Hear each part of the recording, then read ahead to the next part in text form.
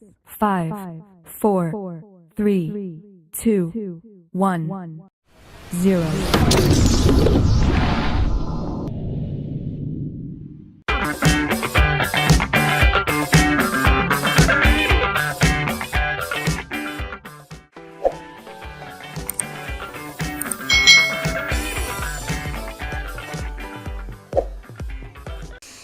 Hai,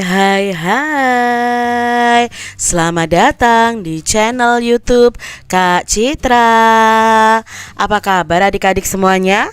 Kak Citra berharap kalian dalam keadaan yang baik, sehat, dan siap untuk belajar ya. Hari ini kita akan belajar bersama-sama untuk mata pelajaran tematik kelas 4. Kita belajar di tema 9, Kayanya Negeriku, subtema 2, Pemanfaatan Kekayaan Alam di Indonesia, pembelajaran yang pertama. Mari adik-adik kita belajar dengan penuh semangat ya. Sungai dan pohon merupakan salah satu unsur lingkungan alam. Sungai dan pohon ini memiliki banyak manfaat. Coba adik-adik, apakah kalian bisa menyebutkan manfaat sungai dan pohon bagi manusia? Nah, di sini kita akan belajar nih, apa saja manfaat sungai bagi manusia. Manfaat sungai diantaranya adalah untuk menampung air hujan, mengalirkan air dari hulu ke hilir, lalu bisa juga sebagai pembangkit listrik tenaga air, lalu tempat untuk mencari nafkah. Nah, di sini ya, lalu jadi sumber bahan konsumsi karena ada orang-orang tertentu atau di desa-desa itu kan airnya masih jernih dan bisa mengambil air dari sungai untuk dikonsumsi adik-adik ya. Tapi kalau sekarang ya banyak sungai yang sudah tercemar ya. Lalu sungai itu juga bisa menjadi tempat rekreasi, lalu untuk keperluan mandi dan mencuci, dan sebagai sumber air. Masih banyak lagi manfaat sungai bagi manusia.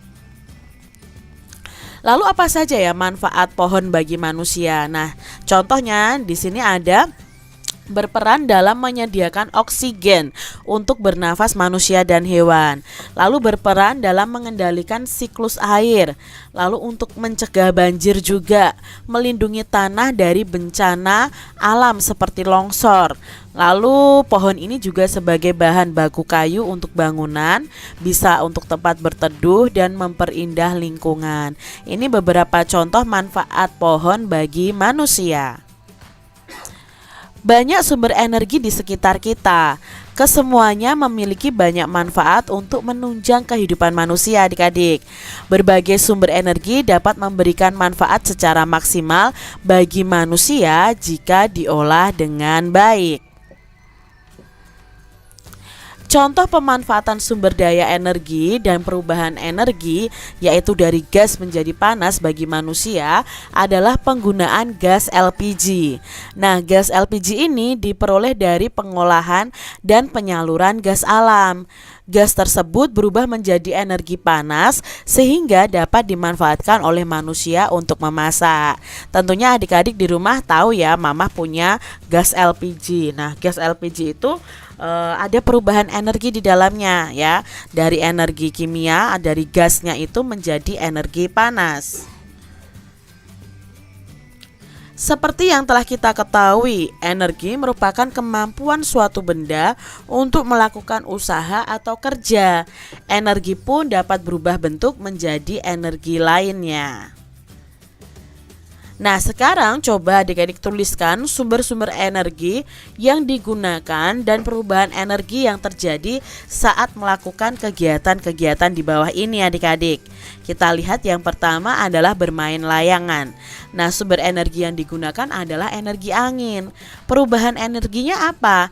Perubahan energinya itu dari energi angin menjadi energi gerak, karena layang-layangnya bisa bergerak bantuan angin. Yang kedua adalah gambar ibu yang sedang menyetrika. Nah, di sini sumber energi yang digunakan setrikanya adalah energi listrik. Perubahan energinya itu dari energi listrik menjadi energi panas. Nah, adik-adik di sini yang ketiga ada gambar orang bakar sate ya adik-adik ya, membuat sate nih. Nah, di sini energi yang digunakan adalah energi kimia karena menggunakan arang di situ. Nah, perubahan energinya apa? Dari energi kimia menjadi energi panas ya. Kalau arang itu dibakar otomatis kan akan membara. Nah, membara itu akan membakar daging atau satenya ini adik-adik ya, sehingga bisa matang. Nah, ini terjadi perubahan energi kimia menjadi energi panas. Selanjutnya ada petani garam adik-adik. Nah, di sini sumber energi yang digunakan adalah energi panas matahari untuk mengeringkan air laut, mengkristalkan air laut menjadi garam adik-adik. Terjadi perubahan dari energi panas menjadi energi kimia. Lalu yang kelima ada orang yang memblender buah-buahan nih, membuat jus ya adik-adik ya. Di sini sumber energinya adalah energi listrik. Lalu terjadi perubahan yaitu dari energi listrik menjadi energi gerak pada blender. Adik-adik coba carilah contoh pemanfaatan perubahan energi dalam kehidupan kalian sehari-hari. Contohnya nih, dari energi gerak menjadi energi listrik. Itu contohnya ada pembangkit listrik tenaga air atau angin. Lalu dari energi cahaya menjadi energi listrik, bisa panel surya. Dari energi listrik menjadi kimia, itu bisa charger batu baterai, itu bisa dari listrik menjadi energi kimia. Misalnya dari listrik menjadi cahaya, contohnya adalah lampu. Dari listrik menjadi panas, contohnya rice cooker, solder, misalnya seperti itu. Kalian bisa kembangkan lagi dan memberi contoh yang lainnya. Bangsa Indonesia adalah bangsa yang dikaruniai sumber daya alam yang sangat banyak dan beragam adik-adik. Nah, sumber daya alam Indonesia itu tersebar dari Sabang sampai Merauke. Nah, setiap daerah itu memiliki kekasan sumber daya alamnya masing-masing. Nah, sumber daya itu dapat dibedakan menjadi dua. Ada sumber daya alam yang dapat diperbaharui dan ada sumber daya alam yang tidak dapat diperbaharui. Nah, seperti telah dijelaskan nih pada pembelajaran Kak Citra sebelumnya, bahwa sumber daya alam yang dapat diperbaharui itu merupakan sumber daya alam yang dapat menghasilkan kembali meskipun kita telah menggunakannya. Ya, contohnya ya hewan, tumbuhan ya. Lalu sumber daya alam ini tidak akan habis jika kita dapat mengelolanya dengan baik. Contohnya hasil pertanian, perkebunan, peternakan, dan perikanan merupakan contoh sumber daya alam yang dapat diperbaharui. Lalu yang berikutnya adalah sumber daya alam yang tidak dapat diperbaharui. Nah, ini merupakan sumber daya alam yang tidak dapat menghasilkan lagi setelah kita gunakan. Jadi tidak bisa dihasilkan lagi setelah kita gunakan, alias langsung habis adik-adik ya. Nah, di sini sumber daya ini memiliki jumlah yang sangat terbatas. Minyak bumi, batu bara, gas, dan barang-barang tambang lainnya merupakan contoh sumber daya alam yang tidak dapat diperbarui. Nah, oleh karena itu kita harus mengelolanya dengan baik. Di bawah ini adalah contoh-contoh jenis sumber daya alam yang tidak dapat diperbaharui. Nah, di sini yang tidak dapat diperbaharui ada sumber daya alam bukan logam, lalu sumber daya alam logam, dan sumber daya alam industri. Contoh sumber daya alam bukan logam itu misalnya aspal, lalu batu bara, minyak bumi, dan gas alam. Yang termasuk logam itu apa? Ya, emas, perak, mangan, nikel, lalu pasar besi, platina, timbal, timah, dan lain sebagainya. Lalu sumber daya alam industri. Nah, sumber daya alam industri itu ada berlian, ada belerang, ada fosfat, gamping, batu kapur, yodium, asbes, dan gipsum. Ini adalah contoh-contoh sumber daya alam yang tidak dapat diperbaharui. Nah, adik-adik coba berilah contoh hasil sumber daya alam yang dapat diperbarui. Contohnya misalnya hasil pertanian, perkebunan, perikanan, hasil hutan, dan hasil peternakan yang ada di daerah tempat tinggalmu. Bisa di kota atau di kabupaten atau di provinsi kalian.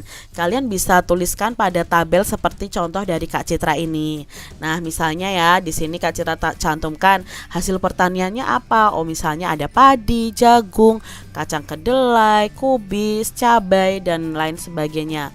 Lalu hasil perkebunannya apa? Misalnya kelapa sawit, lalu teh ya, karet, cengkeh, kakao, kina ya, dan sebagainya. Hasil hutannya apa? Oh, misalnya rotan, kayu, lalu ada getah damar ya, dan lain sebagainya.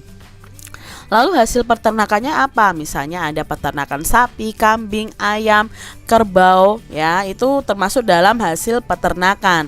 Berikutnya adalah hasil perikanan. Hasil perikanan itu contohnya ada ikan, udang, mutiara, lobster, teripang, kerang, dan lain sebagainya.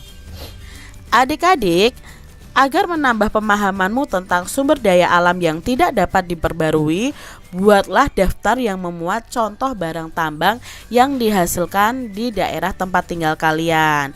Nah, contohnya seperti ini ya, bahan tambang organik, lalu bahan tambang logam, dan bahan tambang untuk industri.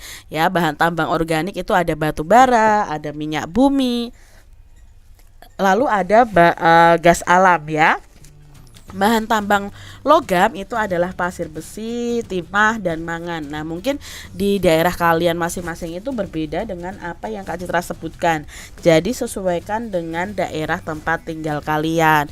Lalu bahan tambang untuk industri itu adalah misalnya batu gamping, batu kapur, dan fosfat. Agar lebih memahami tentang persebaran sumber daya alam, coba amati peta dari persebaran sumber daya alam berikut ini adik-adik. Nah, ini adalah peta Indonesia. Di sini ada persebaran sumber daya alam. Misalnya ya, kalau yang legenda ya, kalian lihat di legenda itu ada gambar kelapa. Ini berarti penghasil kelapa nih di Indonesia. Lalu kalau seperti ini sawit ya, seperti ini cengkeh. Lalu ikan tuna, jagung, rumput laut, dan kopi. Ternyata itu tersebar dari Sabang sampai Merauke. Negara kita itu dikenal sebagai penghasil barang-barang tambang adik-adik. Minyak bumi, gas alam, tembaga, dan emas merupakan sebagian dari hasil kekayaan alam kita. Setelah diolah, barang-barang tersebut dimanfaatkan untuk membiayai pembangunan. Namun demikian, hasil tambang tidaklah merata persebarannya, baik jumlah maupun jenisnya. Jadi tidak merata di seluruh Indonesia itu ada. Misalnya ya, pohon kelapa itu tidak seluruh Indonesia ada pohon kelapa. Tidak adik-adik ya. Karena di sini apa? Penyebarannya tidak merata. Nah, adik-adik amati gambar berikut.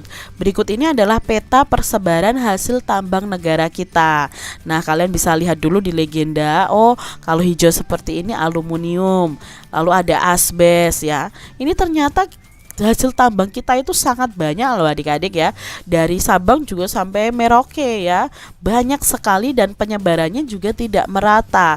Contohnya misalnya ya, ini di Cilacap, di Cepu ya. Ada biji besi ya, lalu ada granit, ada intan, ada kapur, dan lain sebagainya. Karena peta persebaran ini kita jadi tahu bahwa hasil tambang negara kita itu sangat banyak adik-adik. Jadi negara kita itu berlimpah sekali. Nah, kalian telah mengetahui kekayaan dan persebaran sumber daya alam. Berdasarkan jenis bendanya, sumber daya alam tadi kan dibagi menjadi dua, yaitu sumber daya alam hayati dan sumber daya alam non-hayati. Sumber daya alam hayati itu adalah makhluk hidup adik-adik. Sebaliknya, sumber daya alam non-hayati itu adalah sumber daya alam yang bukan berupa makhluk hidup. Jadi sumber daya hayati itu contohnya adalah hewan dan tumbuhan. Tapi kalau sumber daya alam non-hayati itu contohnya adalah barang-barang tambang tadi. Sekarang giliran adik-adik untuk menceritakan berbagai kekayaan sumber daya alam baik hayati maupun non hayati yang ada di daerah kalian. Nah adik-adik, kalian bisa menuliskan nih kekayaan sumber daya alam hayati dan non hayati di provinsi atau di kota atau di kabupaten tempat tinggal kalian. Nah contohnya di sini, nah ini adalah kekayaan sumber daya alam hayati yang ada di daerah Kak Citra ya, dan sumber daya alam non hayati yang berada di daerah Kak Citra yaitu di Jawa Tengah. Berikutnya ini adalah kekayaan atau sumber daya alam hayati di desa kalian atau di sekitar rumah atau tempat tinggal kalian, dan kekayaan sumber daya alam non hayati yang ada di sekitar kalian. Jadi hanya di lingkup daerah tempat tinggal kalian ya. Nah ini adalah contohnya nih adik-adik. Sesuaikan dengan tempat tinggal kalian. Sumber daya alam itu sebagai modal pembangunan.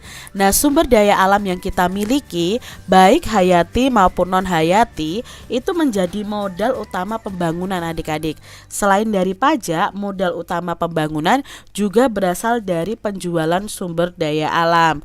Misalnya bahan-bahan tambang dan hasil pertanian yang dijual atau diekspor ke negara lain. Nah, dari situlah kita mendapatkan uang untuk membiayai pembangunan. Banyak sekali sumber daya alam yang dimanfaatkan untuk kegiatan ekonomi. Beberapa yang dimanfaatkan untuk kegiatan ekonomi itu misalnya hasil pertanian, hasil perkebunan, perikanan, peternakan, dan pertambangan. Salah satu sumber daya alam yang kita miliki itu berupa kelapa sawit. Nah, kelapa sawit ini dapat dimanfaatkan untuk membuat minyak goreng adik-adik. Lalu bisa juga untuk membuat margarin dan bahan baku sabun. Pemanfaatan kelapa sawit itu menjadi beberapa produk tersebut merupakan usaha pemanfaatan sumber daya alam untuk kegiatan ekonomi. Nah, masih banyak contoh lain tentang pemanfaatan sumber daya alam dalam kegiatan ekonomi. Nah, adik-adik, di sini kita akan membaca peta pikiran dari sumber daya alam. Apa saja sih sumber daya alam itu? Nah, sumber daya alam itu ada sumber daya alam hayati dan sumber daya alam non hayati. Mengapa sumber daya alam itu bisa menjadi modal utama pembangunan? Karena uang hasil penjualan sumber daya alam dapat digunakan untuk membiayai pembangunan. Lalu berikan contoh pemanfaatan sumber daya alam dalam kegiatan ekonomi. Nah, di sini yang dimanfaatkan adalah hasil pertanian, hasil perkebunan, perikanan, peternakan, dan pertambangan. Adik-adik coba lakukan wawancara nih ya untuk memperoleh data tentang pemanfaatan sumber daya alam hayati maupun non hayati dalam ekonomi di daerah tempat tinggalmu. Nah, carilah jawaban pertanyaan tersebut dengan bertanya kepada narasumber di sekitar kalian. Nah, kamu dapat bertanya kepada orang tua, bapak ibu guru, atau orang-orang di sekitar kalian. Kalian bisa membuat laporan wawancara kalian seperti contoh dalam kotak berikut ini. Nah, ini contoh dari Kak Citra nih, laporan hasil wawancaranya. Nama kalian siapa misalnya, lalu pertanyaan yang diajukan apa? Misalnya pertanyaannya, apa akibatnya jika manusia tidak melaksanakan kewajiban terhadap lingkungan alam? Atau apa saja sih yang kalian mau tanyakan ya di dalam lingkup kegiatan ekonomi yang memanfaatkan sumber daya alam yang ada di lingkungan kita. Itu contoh dari laporan hasil wawancaranya. Demikian tadi adik-adik pembahasan kita di tema 9 subtema 2 pembelajaran yang pertama. Semoga video pembelajaran ini bermanfaat untuk adik-adik semuanya. Dan sampai jumpa lagi di video pembelajaran Kak Citra selanjutnya. Tuhan memberkati.